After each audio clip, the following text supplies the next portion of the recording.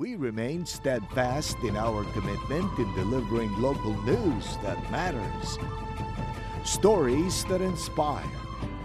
Enriching the lives of Filipinos in the Philippines and across the globe. This is your GMA Regional TV. Buong puso para sa Pilipino. Kini ang At Home with GMA Regional TV.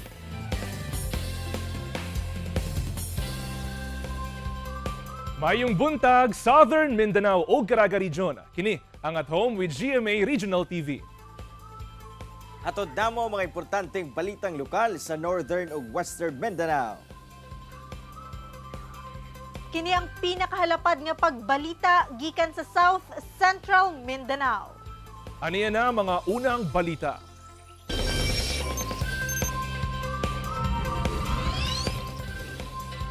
Gilaraw sa Davao City Regional Trial Court nga makunhuran og katunga ang kaguot sa jail facility sa Dakbayan.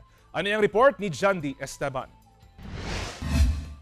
Gibutyag sa Davao City Regional Trial Court nga mas niguot na ang jail facility sa syudad. Busa target ni ini nga mapaubsan og 50% ang kaguot sa jail facility pinaagi sa mas paspas nga paghikay sa mga kaso. Mas paspasan sabdaw ang pagsuta kung eligible ba alang sa parole, probation o ang pagbuhi na sa piniriso aron malikayan ang ilahang pagtapunog sa mga prisuhan. We have a lot of activities in store for the detainees, especially the persons deprived of liberties, so that at the end of the 2024, maybe we could somehow ease the congestion of jail facilities. First on the list is the amendments of the rules on criminal procedure. Sa tala sa BJMP 11, ang Davao City Jail ana-ana sa 498% nga congested. Ginapaabot pa nga mahuman ang bagong jail facility sa Wangan nga gilaumang makatabang sa pagpaluag sa prisuhan. Doon na kini upat ka handa na og 224 ka jail cells that can accommodate more than 5,000 inmates. Dako kini og matabang sa pagdecongest sa existing jail facilities nato diri sa syudad tungod sa kadako kalapad niini.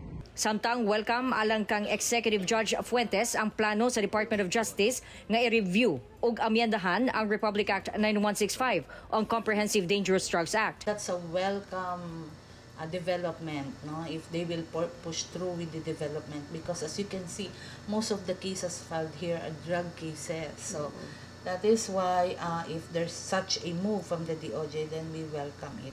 Kauban si Jojo Solarte sa kamera. Ako si Jandy Esteban para sa At Home with GMA Regional TV. Mga nagkadaiyang kalingawan ug atraksyon gibida sa lokal nga kagamhanan sa Cagayan de Oro City subay sa Pasko de Oro 2023 karong holiday season. Aniyang report. Nagpadayon karon ang kalingawan sa mga atraksyon nga tanyag sa Cagayan de Oro City LGU karong holiday season subay sa Pasko de Oro 2023. Sa mga nag-unang atraksyon, ang Symphony of Lights nga masaksihan sa mismong City Hall. Gipasigasab ang usa ka dakong Christmas tree sa Gaston Park.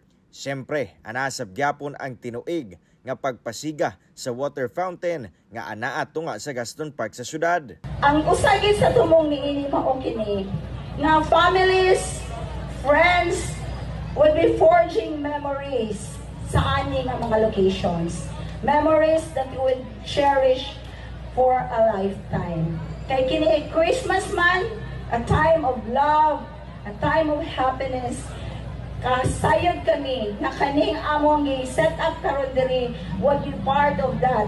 Nahimong malampuson sab ang labing unang pyro musical fireworks competition sa syudad. Pinaagi sa nagkadayang fireworks, nahimong hayag ang kagabhion sa mga Cagayanon. Siyempre, wala sab nagpaulahi ang iconic motorela sa Cagayan de Oro City. Feel na feel sab ang Christmas sa maong mga sakyanan.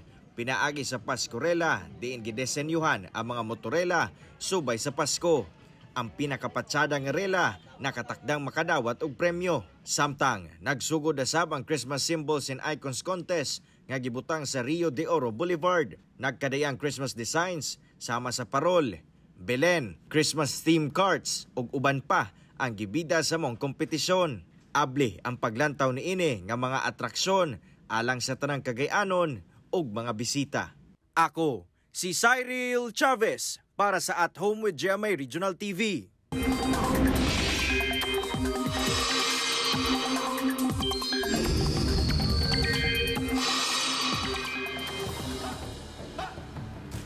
Mga kapuso, panahon karon sa pagpanglaba tungod dakong bahin sa nasod ang makasinati og init nga panahon.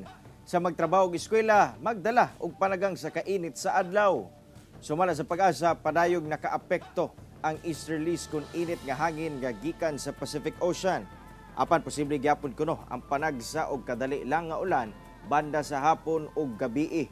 Hanging amihan sab ang maghatod og mapanganurong kalangitan og hinay nga ulan sa Northern ug Central Luzon, lakip na ang Quezon Province. Mga kapuso, this morning, atong makauban si kapuso actor Miguel Tan Felix o kapuso actress Isabel Ortega nga cast sa official entry sa GMA sa 2023 Metro Manila Film Festival nga Firefly. Atong sayron ng mga angay-atangan sa coming-of-age road trip drama ug syempre, makisaya kita sa katikaran sa labing una nga big screen team-up sa Isagel Dinhilang sa BizTalk.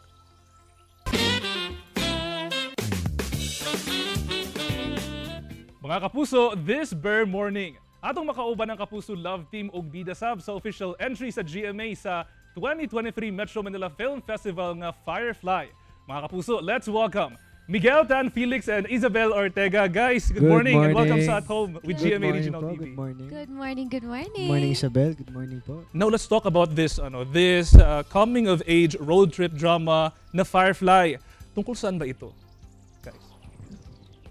Firefly is a story of a boy named Tonton. So si Tonton, which makikita natin pagkalaki niya, si Sir Dingdong Dantes na po yung gaganap. Nagsulat si Sir Dingdong Dantes ng storybook based sa childhood niya, kumbaga sa nanay niya. So maganda yung journey na lalakbayin ni Tonton. Yes. And kami yung mga makakasama niya. How does it feel na kabilang ang movie ninyo sa entry ng GMA sa Metro Manila Film Festival? Sobrang happy namin and pinaghirapan namin talaga ito eh. Kaya tuwang-tuwa rin ako dahil last kong MMFF, 5 years old. So sobrang exciting kasi dati, when I was a kid, palagi kong ginawang tradition kasama yung nanay ko yung manonood kami ng MMFF films. So sobrang saya kasi at least, di ba, full circle. Eto na, first movie ko MMFF pa. So sobrang nag-fingers crossed talaga kami kasi of course, alam naman natin dami rin magagandang entries pero naniwala talaga kami sa film namin na to and we're so proud of it. Since this is your first big screen team up, ang Isagel, ano pa ba ang aasahan ng fans sa tambalang ito and in real life? Kasi dito sa Firefly, hindi naman talaga kami magkasundo dito eh. Oh, okay. So, ang arc ng characters namin dito is papakita namin na kung paano magkakasundo ang dalawang taong di magkasundo. Oh, okay. Kasi may mga instances sa buhay natin na may mangyayari, tapos mas makikilala mo yung tao. Ayun, maganda kasi yung journey na tatahakin nila lahat. Isabel and Miguel, dagang salamat sa inyong time na inilaan dito sa At Home with GMA Regional TV. Please invite our kapuso to watch Firefly this December 25 and invite them also to follow you on your social media. Yes, mga kapuso, sana supportahan niyo po ang Firefly, GMA's official entry po sa MMFF ngayong 2023. Sana supportahan niyo po. Sana manood po kayo sa sinihan ngayong Pasko. Isama niyo po ang buong pamilya niyo dahil itong pelikula po na ito ay para po sa buong pamilya. And for sure, mag-i-enjoy po kayo dito. Yes, directed by Direk Zig Dulay at written by Miss Ange Atienza. So, supportan po natin ang sariling atin, mga kapuso. Dagang salamat, Isabel and Miguel. Thank you so much. Thank you so much. Social media pala. Social media, oo. Yes, of course, follow nyo po kami on our social media accounts and of course, GMA Public Affairs para updated po kayo sa mga happenings po and sa promotions po namin sa Firefly. Miguel Tan Felix _ ang aking social media accounts. TikTok. Saan ba TikTok? Miguel Tan Felix 98. Go. Ako po, Isabel Ortega po. Ayun lang. Dagang salamat, Isabel and Miguel. Isagel, ug mga kapuso, tutok lang kay mubalik pa ang At Home with GMA Regional TV. Kini ang At Home with GMA Regional TV.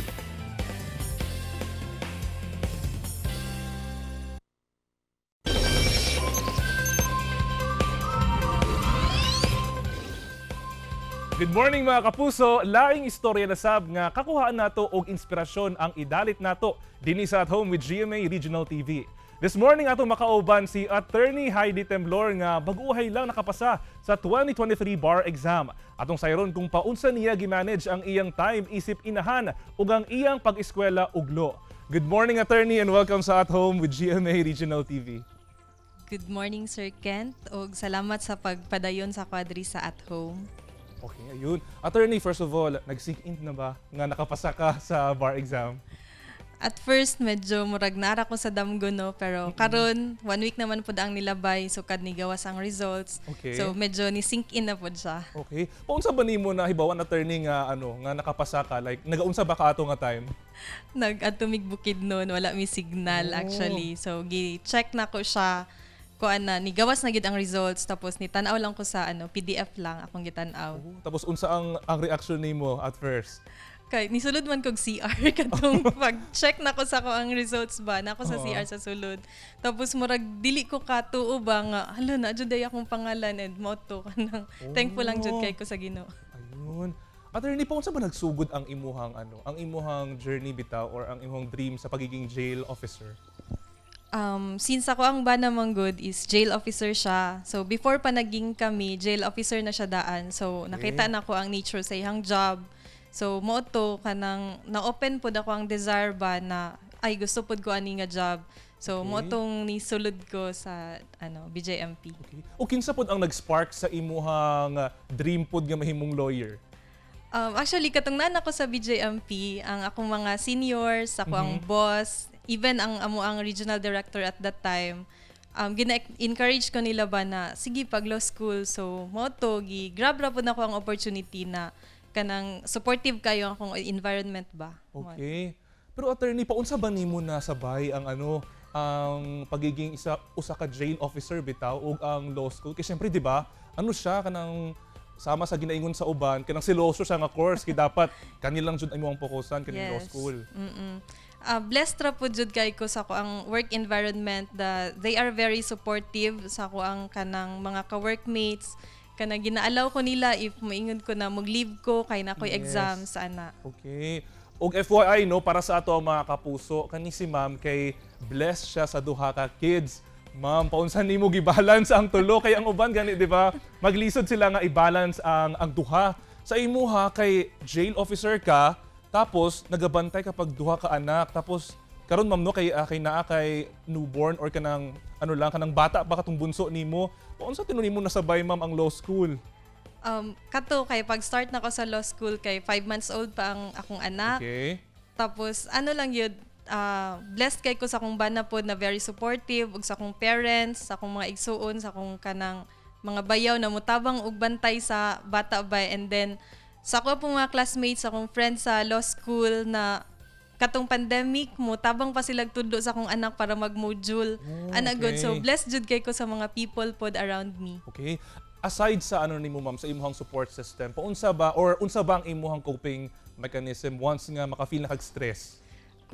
Kami sa akong mga friends sa law school, mugawas mi mga tapos katong during sa akong lowest point gyud sa akong law school gyud no na journey, ga-pray ra jud ko kanang grabe jud ako ang dot-dot pod sa Ginoo para maka-survive ko kay kanang iya kong pakalmahon ba tagaan ko niyag peace Nice, very nice. Ug syempre ma'am ang akong question lang ma'am, nag-wonder ko ma'am ba kung masabay pa ba nimo ang imuhang aside sa pagiging mom, pagiging jail officer, masabay pa ba nimo dira ang imuhang mga laag, ang imuhang mga hobbies ingana? Yes, actually mas nilaagan ko katong nag-law school ko. Oh my God. Okay. Kaya diba katong pandemic tapos medyo mas daghan kag time. Yes. So mas daghan pud mig time mula. Oo. Okay. So sa karon attorney bali unsa ba ang imuhang ma-advise sa ato ang mga mommies o sa ato mga kapuso viewers bitaw ingana ang babag ba ma'am ang pagiging mommy para i-pursue pa ang imuhang dreams ingana? Actually, dili gyud kanang magpursige lang gyud ka kung naa jud kay gusto maabot. Buhaton lang jud nimo, mulihok lang gyud ka, mangita kag paraan, mangita kag paagi. Kung dili pa man ka karon, dili pa man siya posible karon, sige lang kanang hold on lang gyud sa imong dream. Moabot gyud ang panahon na kaya na nimo i-pursue gyud na nimo. Ayun. Attorney, before we end this interview, doon na ba kay gusto i-greet nga mga friends and family nimo nga naga-watch karon sa imo ha. Yes, gusto na ko i-greet especially ako mga kaubanan sa BJMP. Salamat kayo kabalo ko nga nananaw mo karon. Akong mga classmates sa law school, sa akong mga friends, sa akong family, relatives, kumusta mong tanan og ayo-ayo mo permi. Ayun, o katong mga kapusohan na dunggan ninyo, dili babag gayod kung akong duna naman kay anak, susama ni attorney, dili babag nga i-pursue nimo ang imuhang dream, ang kinahanglan lang jud kay time management. Yes. Daghang salamat attorney og daghang salamat sa pag-share sa imuhang inspiring stories dinhi sa At Home with GMA Regional TV. Og mga kapuso ha, tutok lang kay mobalik pa ang At Home with GMA Regional TV. Kini ang At Home with GMA Regional TV. Usa ka bata nga dunay Christmas wish nga bugas alang sa iyang pamilya. #feeling blessed karong Kapaskuhan tungod wish granted kini. Apan dili lang bugas ang nadawat ni ini, tungod aduna pay grocery items. Atong sayron ang istorya, pinaagi sa report ni Krisa Dapitan. Sa post sa usa sa mga ginikanan sa mga grade 1 student sa Patalon Elementary School sa Zamboanga City, makita kining Christmas wish sa mga estudyante. Dunay gusto makadawat og truck, toy car, roller skates ug robot. Apan dunay usa nga dili dulaan ang gusto. Inay, bugas. Gilayong nag-viral ang post sa ginikanan. Gibisita sa GMA Regional TV 1 Mindanao ang estudyante nga naghimo sa Christmas wish. Siya si Oliver Nocos, 9 anyos nga taga Barangay Patalon, Zamboanga City. Sumala sa maestra ni Oliver. Tungod taliabot na ang Pasko, gipasulat niya iyang mga estudyante og wishlist nila. Wa kuno niya damha nga lahi ang wish ni Oliver. Nung humingi siya sa akin nung rice, sabi ko, hindi na talaga magbabago ang isip mo. Sabi ko, ayaw mo ng toys, ayaw mo ng damit. Wala daw sila'y kwarta, pangpalit o bugas. Sumala ni Oliver. Bugas. Yan naman. Kaya ang bugas makaon, ang dulaan magwa lang. Ikaunom sa napulo ka magsuon si Oliver sa iyang pulos mag-uuma nga ginikanan. Matud ni Teacher Cheryl, butan gayud kuno kini nga bata. Nung pumunta kami doon, nakita ko talaga na siya yung nag-aalaga sa mga bunsong kapatid niya. Puro no sa karanasan niya, kaya ganun siya mag-isip. Tungod sa maong post, natandog niini ang usa ka lalaki nga taga Zamboanga City Sab kinsa mihatag og dili lang bugas apan grocery items og mga pwedeng pang Noche Buena karong Kapaskuhan. Nung nakita ko yon, so first sabi ko bakit hindi laruan ang na-wish ng bata. Experience ko yung buhay, salat sa buhay. So ilabihan ang pagpasalamat sa ginikanan ni Oliver. Wala matud pa sila kabalo nga kini ang wish sa ilang anak. Gani, feeling blessed sab sila kaniya. Magpasalamat ko nga nakatabang mo. Sige ko iyang ingon nga dong pasensya na jud sa atong kapobrehon nga naagi tag problema nga dako. Yun sa okay lang mang basta maning kamot lang og eskwela. Salamat kayo sa mga grasyang naabot. Sa karon, miabot na sa napulo ka sakong bugas ang nadawat sa pamilya ni Oliver gikan sa uban pang mga individual. Gani, #feeling blessed gayud matud pa sila karong Kapaskuhan. Kauban si Jerwin Fernando sa kamera. Ako si Krisa Dapitan para sa At Home with GMA Regional TV.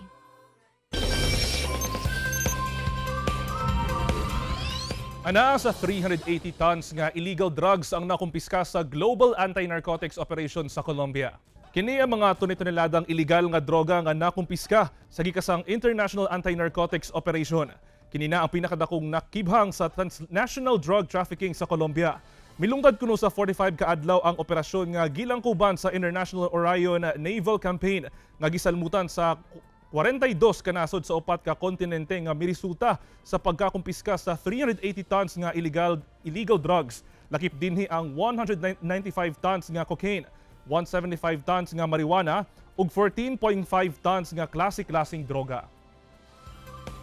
2 anyos nga batang lalaki sa Cagayan de Oro City nga adunay sakit nga hydrocephalus, buot manuktok sa atong mga kasing-kasing alang sa iyang operasyon.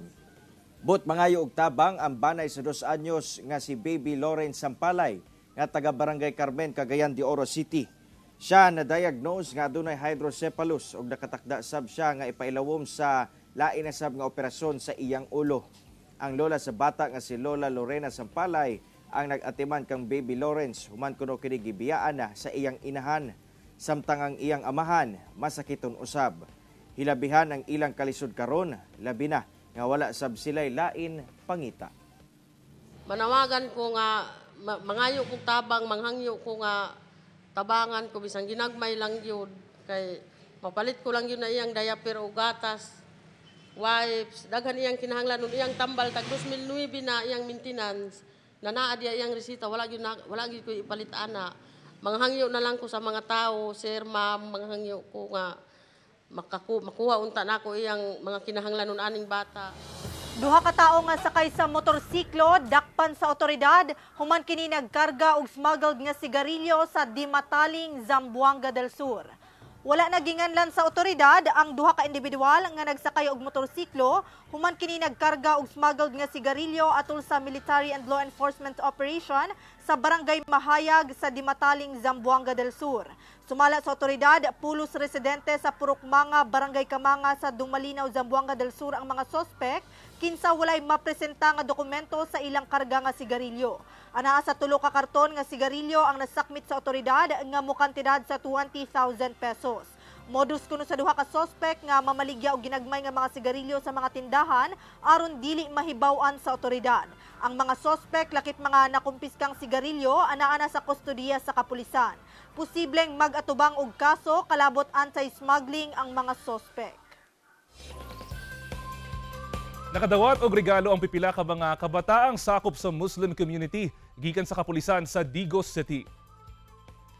Nalingaw sa mga padula, nabusog sa mga pagkaon ug nagpasalamat sa mga gihatag nga regalo ang mga bata nga sakop sa Children Madrasa Islamic Center nga pulos taga Biak, Bato, Barangay Zone 3, Digos City.